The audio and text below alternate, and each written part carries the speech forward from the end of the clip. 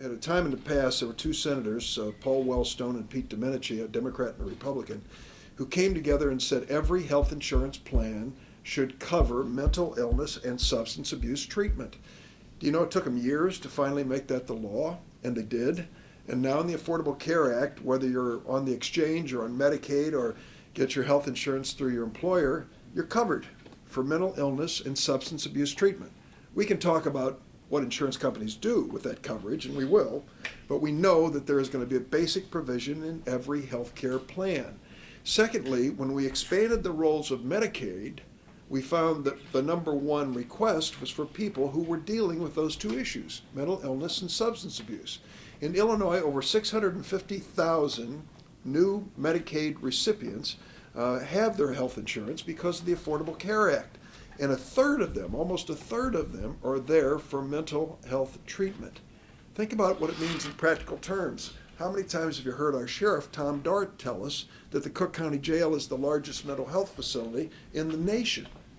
Well, it's a fact, and many of the men and women there do need help. And so before they leave, Sheriff Dart and President Preckwinkle make certain that they're enrolled, that they're in Medicaid, that they have a medical home and somebody they can turn to. What if it goes away? What happens tomorrow when it comes to discharging these people from the jail without any place to turn, still suffering from mental illness? Now, substance abuse treatment is another one front and center. We're facing an epidemic in Illinois and nationwide. No town is too small and no suburb too wealthy to be spared. And because of this epidemic, we find more and more people turning for help. Many of them have health insurance that provides some help, although that's controversial as to how much and when. But also, under Medicaid, there's protection as well. What if we lose that? What's going to happen to those who need substance abuse treatment?